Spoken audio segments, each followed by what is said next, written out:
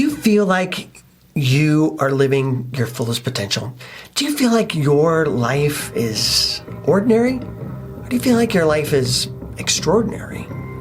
Well, today, what I want to do is I want to look at the advice given to us in the story of the Mandalorian and see if we can learn how to make your life from ordinary to extraordinary. Hi, I'm Brett, licensed psychotherapist and the executive director for the Gathering of Good People. Our gathering is a nonprofit. We are dedicated to helping your emotional healing through your own personal growth. And today we're going to extend that as we kind of teach you a little bit about how to create this extraordinary life. But I really want to suggest that you stay on through this video because we're going to go through and talk about the story of the Mandalorian, but at the end, I'm going to give you an exercise. I'm going to give you something to do to help you create some personal growth for yourself. Because that's what I really feel like you're here for, and I really think that's what we're all craving. It's not just information and entertainment, but something that we can apply to our lives. And so definitely stick around to the end where I can give you an exercise you can work on. And I'd love to have you subscribe and be a part of our gathering.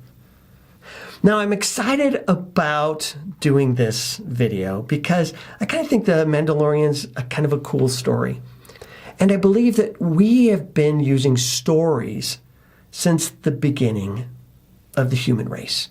Ever since humans have started to live together in communities, we've always used stories. We've always used stories to communicate truth, to share values, to help educate people how to live their best lives. Well, these days, we don't use stories that much for that kind of purpose anymore, for finding truth. These days, we use stories more for just simple entertainment, to kind of help pass the time through the evening. But I think there's so much more for us to learn. And that's really why I'm excited about this particular video. It's because I want to take apart the story of the Mandalorian and teach us all some lessons that I think are really, really valuable to help us have a better life. Now, I'm going to start off with what I see as the moral of the Mandalorian, the core of the story. And we can all see it. It's really interesting. We can all see it in the very first episode. The very first season. All of the seeds for what we're going to see grow are planted right there in that very first show. And so, obviously, spoiler alert, if you haven't seen The Mandalorian, or at least seen the first show, you got to watch it. Because that's where everything begins, as it should in any good story. Now, like I said before, I'm going to start with the moral, and then we're going to go backwards. We're going to go and take this story apart and kind of help you see what I see and explain what the lessons are that are being taught here. I think the moral of the Mandalorian is that for you and me to live an extraordinary life, an extraordinary life, we have to live beyond the ordinary, beyond our ordinary, normal desires. And to live an extraordinary life, we have to live for something greater than ourselves. I think that is going to be the moral of this story. And that's a really important moral because most of us, you and me included, we think to live an extraordinary life, an extraordinary life, that we somehow have to be something extraordinary.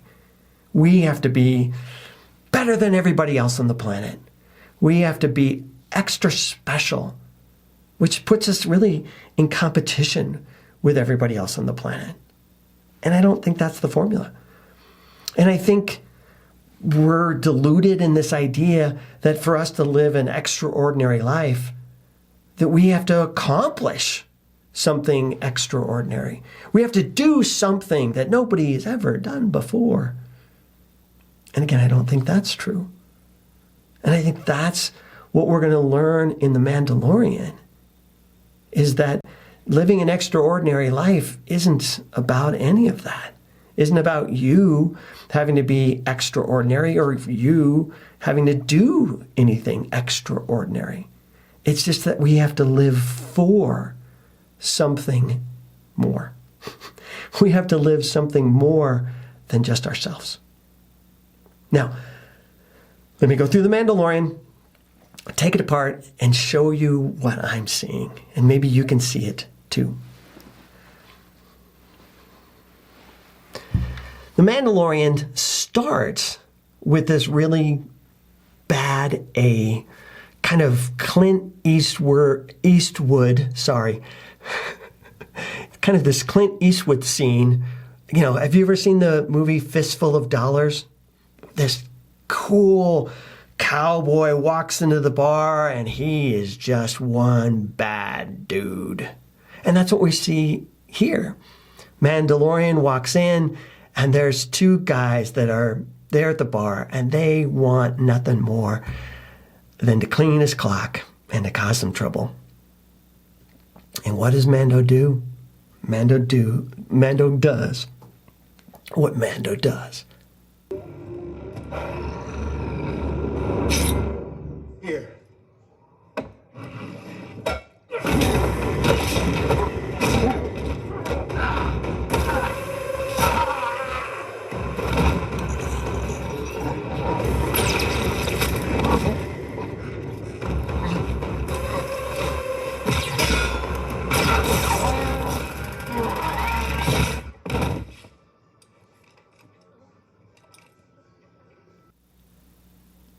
And in that scene right there, we think we're getting set up for the story that we're going to see something extraordinary in this series and in this story because, wow, look at this guy. He's really an extraordinary guy. He just took out those two dudes in a heartbeat and he's one bad dude. And that's what this whole story is going to be about, is what a bad dude he is. No, that's not what the story's about. You're set up. You've been set up and fed what you thought you were going to see, and it's not that at all. Mando? He's a pretty ordinary guy. He doesn't have a lot of things. He doesn't have a lot of possessions. He doesn't have a lot of wealth. He's not popular. He's not powerful. He's not famous. He's just a guy trying to make it through. Just a guy living paycheck to paycheck. A bail jumper. Another bail jumper. A wanted smuggler. I'll take them all. Now, hold on. There are other members of the guild, and this is all I have. Why so slow? It's not slow at all, actually. Very busy. They just don't want to pay guild rates. They don't mind if things get sloppy. What's your highest bounty? Not much. 5,000? That won't even cover fuel these days. There is one job.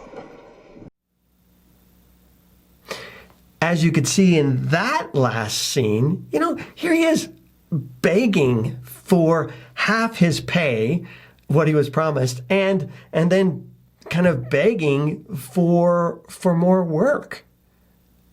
There's nothing extraordinary about that. He's just trying to survive. And come on. Look at his ship. It's a piece of crap.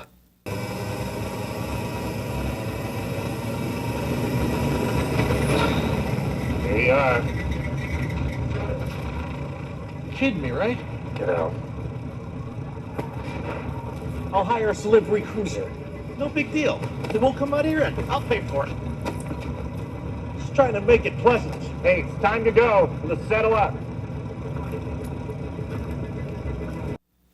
There is nothing about him other than he's really cool and he's a good fighter. But there's nothing else about him that really makes him extraordinary. He's just an ordinary kind of person. Yeah, he's got a job as a bounty hunter. That's pretty extraordinary. But other than that, his life is looking pretty ordinary. But this fact that he's just an ordinary guy is what the story is all about. This is really where we're going to be taken, because his life isn't better than yours and mine. He's not better than you and me. He's not something extraordinary. That's not where this extraordinary life is going to come from. It's going to come from his ordinariness, living focused and dedicated to something extraordinary or something beyond himself. Let me see if I can explain it this way. At the gathering, we work from what's called a developmental model, or we look at, I think of it as growth psychology. And in our growth psychology, what we say is that there are 7 human needs, or 7 stages to your life. And when you're unhappy, it's because you're stuck. It's because you're stuck somewhere in one of your early phases of growth. And some of your early needs haven't been met. And it's those unmet needs that are making you miserable. It's not you're mentally ill. It's not that you have some kind of chemical imbalance in your head and that you're sick and weird. That is not your problem. Your problem is, if you're unhappy, is that you're not growing. Growing makes us happy. Now, let me drill down a little bit more, and then we'll go back to Mandalorian. You can see what we're talking about. But in our 7 human needs, let me talk about the first 3.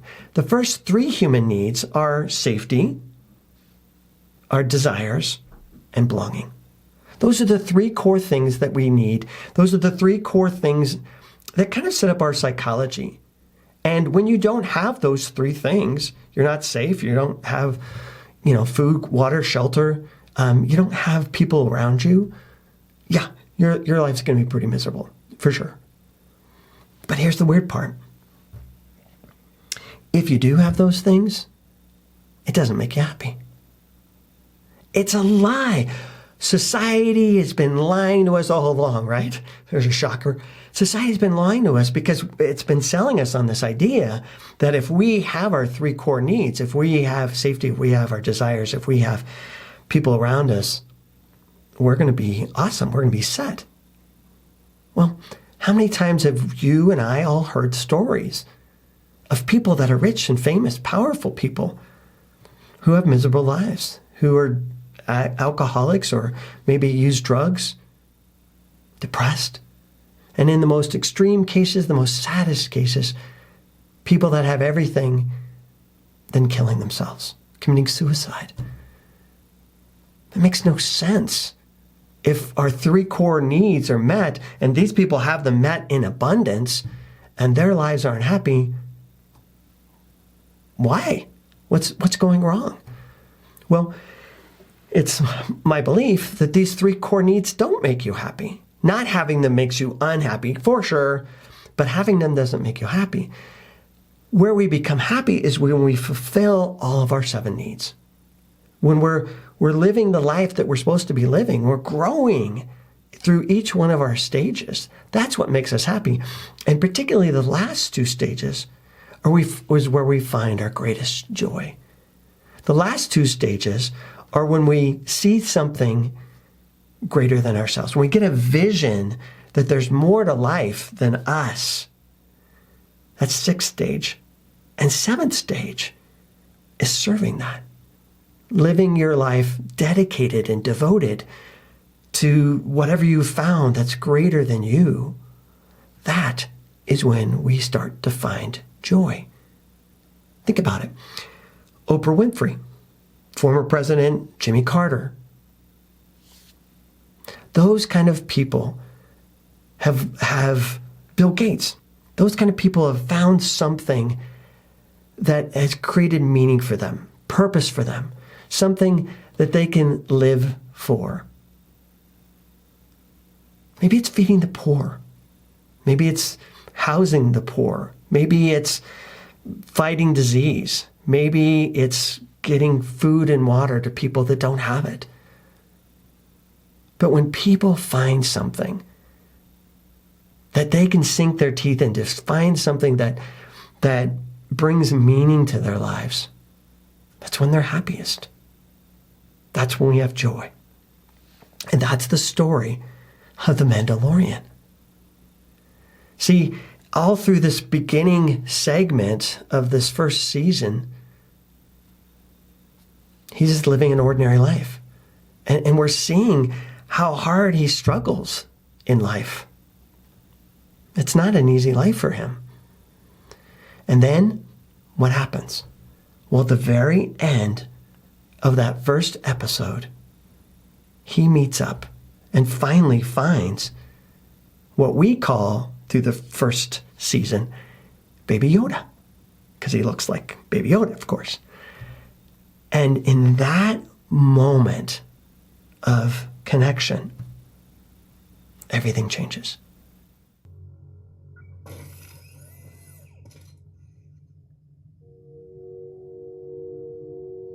Wait, they said 50 years old. Species age differently. Perhaps it could live many centuries. Sadly, we'll never know. When the Mandalorian sees this small child who's 50 years old, which is confusing to him, when he sees this small child, there's a connection made. And that connection starts to change him. And we see it almost right away, where he's now starting to go against his own guild, his own codes, his own kind of what he's been taught and the life he's been given. He starts going against it. He's told to bring the baby, or he's told to kill the asset, to kill the baby. And he says, no, we're going to bring it in. No. We'll bring it in alive. The commission was quite specific. The asset was to be terminated.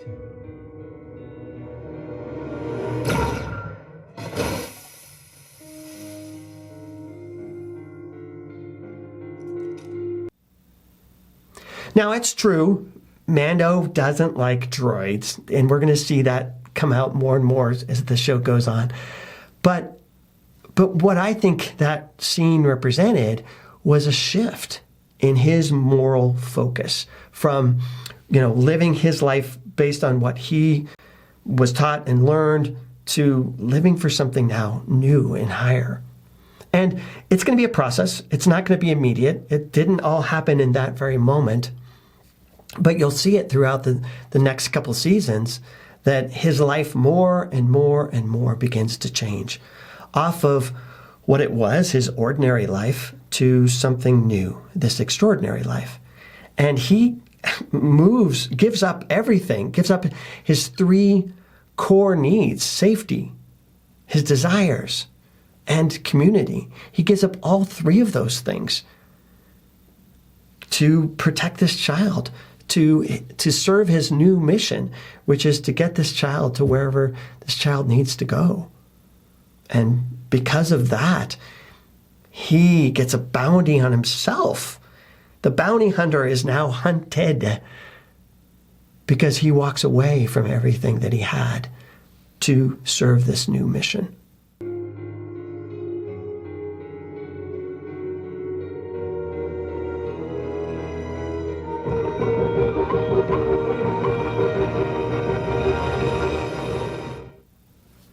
Now, you may ask, why? Why did he do that? Why did that happen? Well, maybe it was because he too was an orphan when he was little, and he connected with the child that way. I was once a foundling. I know.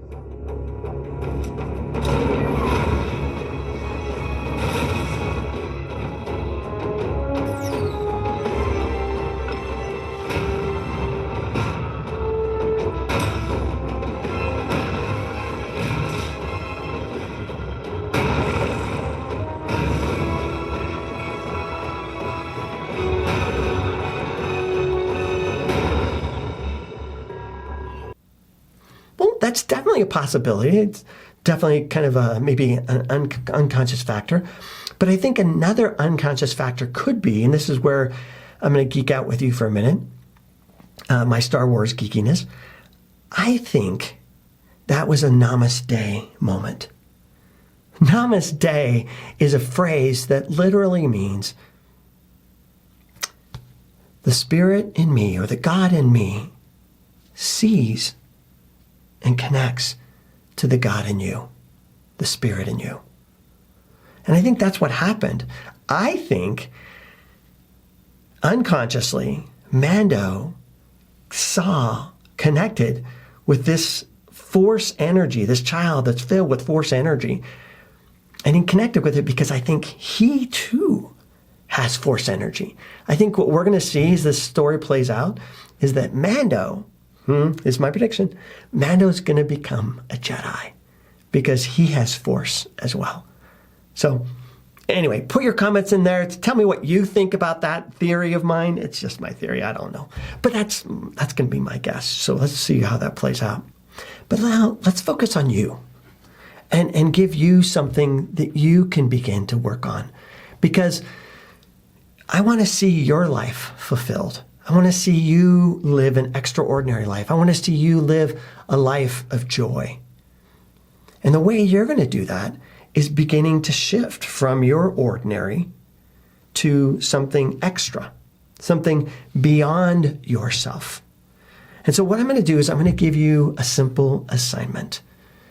And your first assignment this week is going to be to get up every morning and to consider this thought.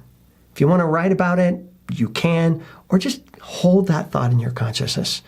But the consideration is this: what if my life was something more? What if my life had meaning and purpose beyond myself? That's all. That's all I want you to do is just consider that idea. What if my life had meaning and purpose beyond itself? Now, you may feel like that doesn't sound like much, and you may feel like, oh, what a waste. I want more. Because you want to be happy now. Well, finding meaning and purpose can sometimes take your life. You can spend your whole life searching for meaning and purpose. And for us as egos, we want our happiness now. And again, that's us living as egos, living as somebody that wants. And that's not what this is about. For you to find happiness, for me to find happiness, for all of us to find happiness, we have to get to that 6th and 7th level of life, which is beginning to see that there's more out there than just our lives, and then surrendering and serving that. In your first stage, you have to begin to see that there's more to life than you. And as you do, you will find purpose. You will see and discover what your purpose and what your meaning is. And it may not be this week that you find that. It may not be for months or years that you find that. And that's okay, because it's the journey. It's the journey. In this very first episode of The Mandalorian, we didn't see the whole story play out. We saw the seeds planted. And then in the episodes and series that's going to follow, we're going to see it. We're going to see it all grow. And the same thing is true with you.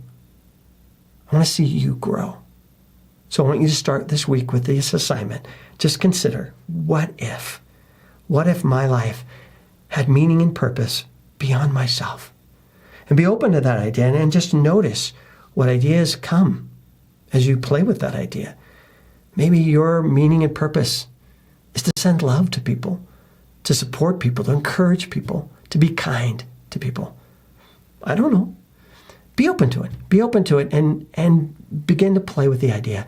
And you may find that you've already been shown some of your meaning and purpose. And it's going to help refocus you. Or maybe for some of us, you're going to be discovering that. And that's okay too. Love to hear what your thoughts are in the comments below. Again, subscribe. Be a part of our gathering. Come join us. I'd love to see you someday at the gathering of good people. Again, I'm Brett. Take care.